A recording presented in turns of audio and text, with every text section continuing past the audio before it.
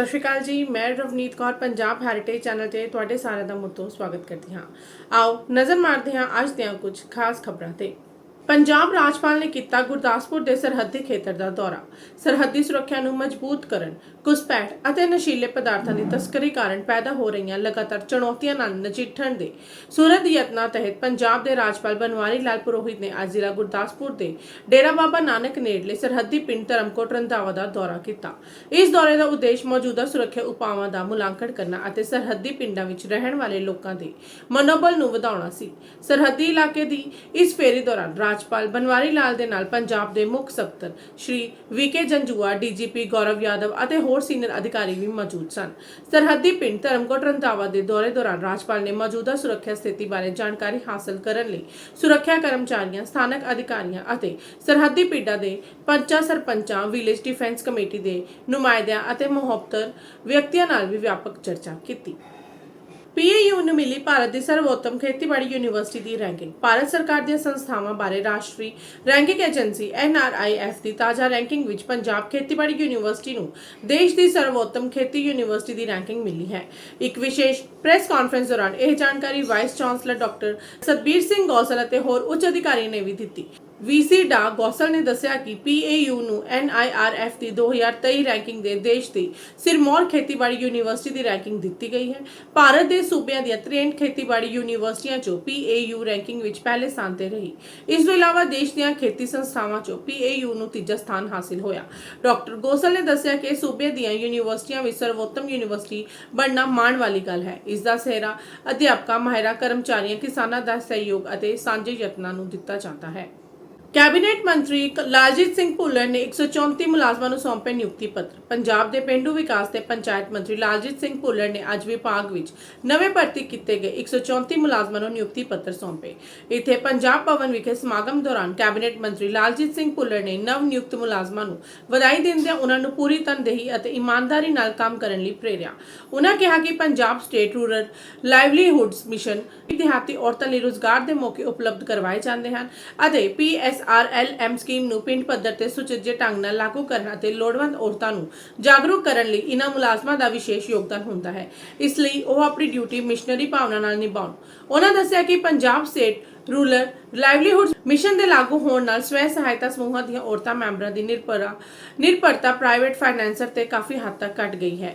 ਇਸ ਸਕੀਮ ਅਧੀਨ ਪਿੰਡਾਂ ਦੀਆਂ ਔਰਤਾਂ ਉਤਪਾਦਕਾਂ ਨੂੰ ਖੇਤੀਬਾੜੀ ਅਤੇ ਪਸ਼ੂ ਧਨ ਉਤਪਾਦਨ ਵਧਾਉਣ, ਵੈਲਿਊ ਚੇਨ ਵਿਕਸਿਤ ਕਰਨ ਅਤੇ ਗੈਰ ਖੇਤੀ ਗਤੀਵਿਧੀਆਂ ਜਿਵੇਂ ਸੈਨੇਟਰੀ ਪੈਡ, ਅਚਾਰ, ਦਸਤਕਾਰੀ ਦੀਆਂ ਚੀਜ਼ਾਂ ਬਣਾਉਣ ਅਤੇ ਸਟੋਰ ਚਲਾਉਣ ਆਦਿ ਜ਼ਰੀਏ ਸਹਾਇਤਾ ਪ੍ਰਦਾਨ ਕੀਤੀ ਜਾਂਦੀ ਹੈ। ਉਹਨਾਂ ਕਿਹਾ ਕਿ ਸਰਕਾਰ ਵੱਲੋਂ ਇਹਨਾਂ ਮੁਲਾਜ਼ਮਾਂ ਰਾਹੀਂ ਇਸ ਸਕੀਮ ਦਾ ਲਾਭ ਪੇਂਡੂ ਔਰਤਾਂ ਦੇ ਘਰਾਂ ਤੱਕ ਪਹੁੰਚਾਇਆ ਜਾਂਦਾ ਹੈ ਤਾਂ ਜੋ ਉਹਨਾਂ ਦੇ ਹੱਥਾਂ ਦੇ ਹੁਨਰ ਨੂੰ ਨਿਖਾਰਦੇ ਹੋਏ ਉਹਨਾਂ ਲਈ ਰੁਜ਼ਗਾਰ ਦੇ ਮੌਕੇ ਪੈਦਾ ਕੀਤੇ ਜਾ ਸਕਣ। ਅਮਰੀਕਾ ਹੀ ਨਹੀਂ ਸਗੋਂ ਦੁਨੀਆ ਭਰ ਦੇ ਪ੍ਰਵਾਸੀ ਭਾਰਤੀ ਰਾਹੁਲ ਗਾਂਧੀ ਦੀ ਭਾਰਤ ਜੋੜੋ ਯਾਤਰਾ ਤੋਂ ਪ੍ਰਭਾਵਿਤ।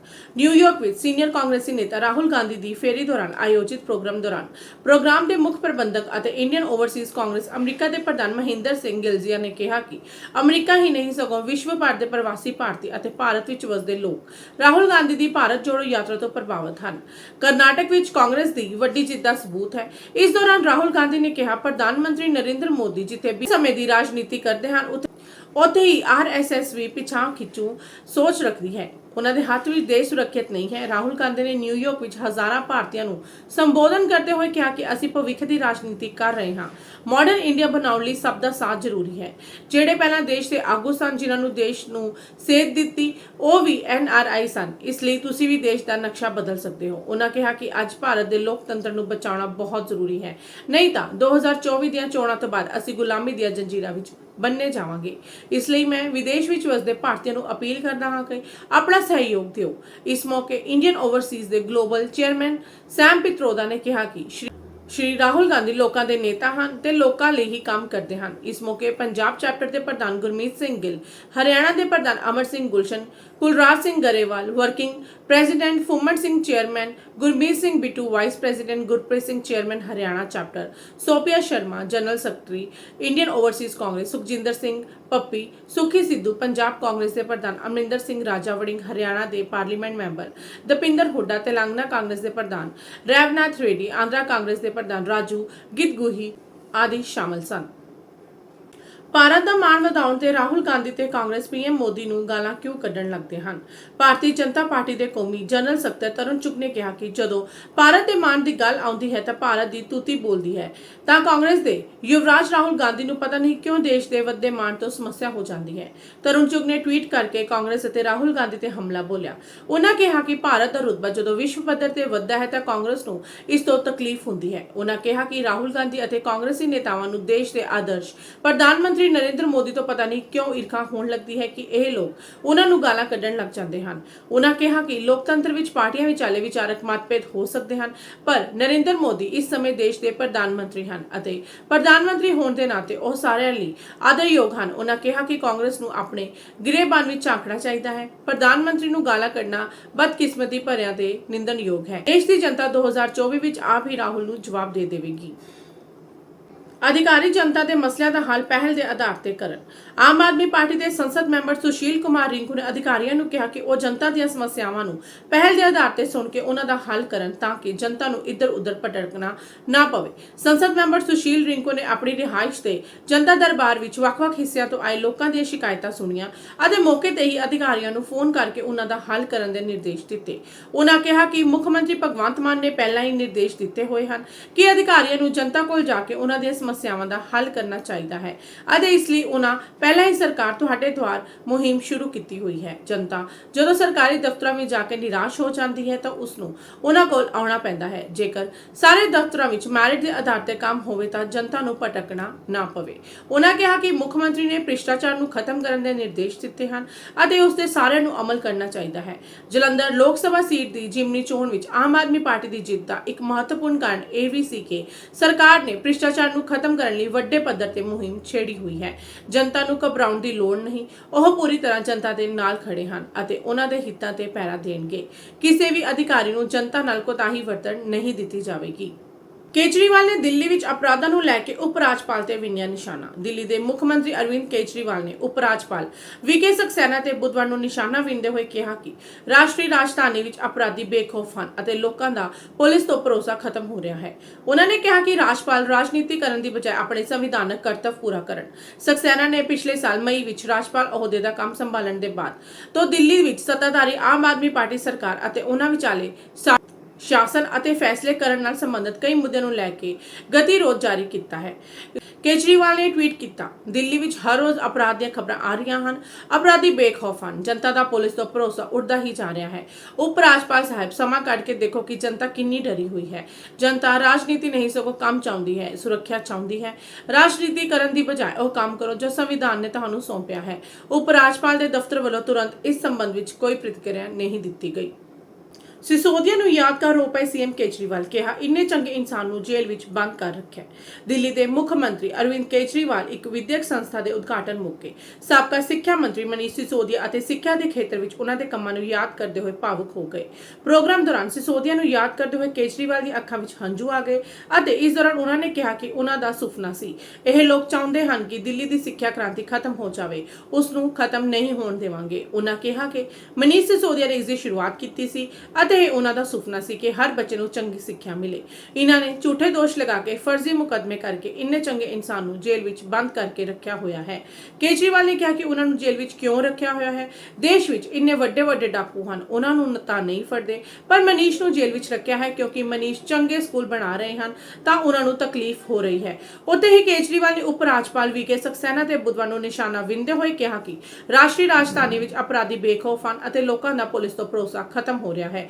ਉਹਨਾਂ ਕਿਹਾ ਕਿ ਰਾਜਪਾਲ ਸਿਆਸਤ ਕਰਨ ਦੀ ਬਜਾਏ ਆਪਣੇ ਸੰਵਿਧਾਨਕ ਕਰਤੱਵ ਪੂਰੇ ਕਰਨ। ਮੋਦੀ ਸਰਕਾਰ ਦੇ 9 ਸਾਲਾਂ ਵਿੱਚ ਗਰੀਬਾਂ ਨਾਲ ਹੋਇਆ ਵਿਸ਼ਵਾਸਘਾਤ। ਕਾਂਗਰਸ ਪ੍ਰਧਾਨ ਮਲਿਕਾਰਜੁਨ ਖੜਗੇ ਨੇ ਮੋਦੀ ਸਰਕਾਰ ਤੇ ਨਿਸ਼ਾਨਾ ਵਿੰਨਦੇ ਹੋਏ ਕਿਹਾ ਕਿ ਆਪਣੇ 9 ਸਾਲ ਦੇ ਸ਼ਾਸਨਕਾਲ ਦੌਰਾਨ ਉਹਨਾਂ ਨੇ ਅਮੀਰਾਂ ਦੀ ਮਦਦ ਕੀਤੀ ਹੈ ਅਤੇ ਗਰੀਬਾਂ ਨਾਲ ਸਿਰਫ ਧੋਖਾ ਹੀ ਕੀਤਾ ਹੈ। ਉਹਨਾਂ ਨੇ ਤੁਕਬੰਦੀ ਕਰਦੇ ਹੋਏ ਮੋਦੀ ਸਰਕਾਰ ਦੇ ਕਾਰਜਕਾਲ ਨੂੰ ਮਿੱਤਰ ਕਾਲ ਕਰਾਰ ਦਿੱਤਾ ਅਤੇ ਕਿਹਾ ਕਿ ਖੁਦ ਯਾਦ ਦਿਵਾਉਣਾ ਹੁਣ ਜ਼ਰੂਰੀ ਹੋ ਗਿਆ ਹੈ ਕਿ ਇਸ ਮਿਆਦ ਵਿੱਚ ਸਿਰਫ ਅਰਬਪਤੀ ਦੋਸਤਾਂ ਨੂੰ ਹੀ ਸੌਗਾਤ ਦਿੱਤੀ ਗਈ ਅਤੇ ਚੰਗੇ ਦਿਨ ਉਹਨਾਂ ਦਾ ਨਾਰਾ ਅਮੀਰੀ ਅਤੇ ਗਰੀਬੀ ਦੀ ਖੱਡ ਵਿੱਚ ਬਦਲ ਗਈ। ਖੜਗੇ ਨੇ ਕਿਹਾ ਕਿ ਯਾਦ ਦਿਵਾਉਣਾ ਜ਼ਰੂਰੀ ਹੈ ਕਿ ਪਿਛਲੇ 9 ਸਾਲਾਂ ਦੇ ਮਿੱਤਰ ਕਾਲ ਵਿੱਚ ਅਰਬਪਤੀਆਂ ਨੂੰ ਮਿਲੀਆਂ ਢੇਰਾਂ ਸੌਗਾਤਾਂ ਅਤੇ ਗਰੀਬਾਂ ਨਾਲ ਕੀਤਾ ਗਿਆ ਸਿਰਫ ਵਿਸ਼ਵਾਸਘਾਤ। ਆਰਥਿਕ ਅਸਮਾਨਤਾ ਦੀ ਖੱਡ ਨੂੰ ਕੀਤਾ ਇੰਨਾ ਡੂੰਘਾ, ਜਨਤਾ ਨੇ ਦੇਖਿਆ ਚੰਗੇ ਦਿਨ ਦਾ ਅਸਲੀ ਚਿਹਰਾ। ਗੈਰ ਲੋਕਤੰਤਰੀ ਹੈ ਕੇਂਦਰ ਦਾ ਆਰਡੀਨੈਂਸ, ਸੀਐਮ ਕੇਜਰੀਵਾਲ ਨੂੰ ਮਿਲਿਆ ਅਖਿਲੇਸ਼ ਦਾ ਸਾਥ।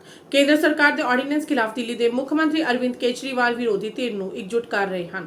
ਦਰਅਸਲ ਦਿੱਲੀ ਦੇ ਟ੍ਰਾਂਸਫਰ ਪੋਸਟਿੰਗ ਮਾਮਲੇ ਵਿੱਚ ਕੇਂਦਰ ਤੇ ਆਰਡੀਨੈਂਸ ਖਿਲਾਫ ਕੇਜਰੀਵਾਲ ਨੂੰ ਹੁਣ ਤੱਕ 9 ਪਾਰਟੀਆਂ ਦਾ ਸਮਰਥਨ ਮਿਲ ਚੁੱਕਾ ਹੈ। ਇਸ ਤਹਿਤ ਬੁੱਧਵਾਰ ਨੂੰ ਮੁੱਖ ਮੰਤਰੀ ਕੇਜਰੀਵਾਲ ਅਤੇ ਪੰਜਾਬ ਦੇ ਮੁੱਖ ਮੰਤਰੀ ਭਗਵੰਤ ਮਾਨ ਨੇ ਲਖਨਊ ਵਿੱਚ ਸਮਾਜਵਾਦੀ ਪਾਰਟੀ ਦੇ ਪ੍ਰਧਾਨ ਅਤੇ ਉੱਤਰ ਪ੍ਰਦੇਸ਼ ਦੇ ਸਾਬਕਾ ਮੁੱਖ ਮੰਤਰੀ ਅਖਿਲੇਸ਼ ਯਾਦਵ ਨਾਲ ਮੁਲਾਕਾਤ ਕੀਤੀ।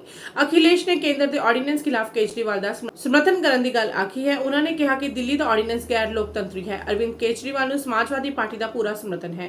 ਭਾਜਪਾ ਚੰਗੇ ਕੰਮ ਨੂੰ ਵਿਗਾੜਨ ਦਾ ਕੰਮ ਕਰ ਰਹੀ ਹੈ। ਮੀਡੀਆ ਕਾਨਫਰੰਸ ਦੌਰਾਨ ਕੇਜਰੀਵਾਲ ਨੇ ਅਖਿਲੇਸ਼ ਵੱਲੋਂ ਮਿਲੇ ਸਮਰਥਨ ਦਾ ਧੰਨਵਾਦ ਕੀਤਾ। ਕੇਜਰੀਵਾਲ ਨੇ ਕਿਹਾ ਕਿ ਲੋਕਾਂ ਨੇ ਵੋਟ ਦੇ ਕੇ ਸਾਨੂੰ ਚੁਣਿਆ ਹੈ। 3 ਮਹੀਨੇ ਬਾਅਦ ਹੀ ਸਾਡੀਆਂ ਸ਼ਕਤੀਆਂ ਖੋਹ ਲਈਆਂ ਗਈਆਂ ਸਨ। ਮੋਦੀ ਸਰਕਾਰ ਨੇ ਨੋਟੀਫਿਕੇਸ਼ਨ ਜਾਰੀ ਕਰਕੇ ਦਿੱਲੀ ਸਰਕਾਰ ਦੀਆਂ ਸ਼ਕਤੀਆਂ ਖੋਹ ਲਈਆਂ। 8 ਸਾਲ ਦੀ ਲੜਾਈ ਮਗਰੋਂ ਸਾਨੂੰ ਸ਼ਕਤੀਆਂ ਵਾਪਸ ਮਿਲੀਆਂ ਹਨ। ਦਿੱਲੀ ਦੇ ਲੋਕਾਂ ਨੂੰ ਆਪਣਾ ਅਧਿਕਾਰ ਪਾਉਣ ਲਈ 8 ਸਾਲ ਲੱਗ ਗਏ ਸਨ, ਪਰ 8 ਦਿਨ ਬਾਅਦ ਹੀ ਮੋਦੀ ਸਰਕਾਰ ਨੇ ਆਰਡੀਨੈਂਸ ਜਾਰੀ ਕਰਕੇ ਨੋਟੀਫਿਕੇਸ਼ਨ ਰੱਦ ਕਰ ਦਿੱਤਾ।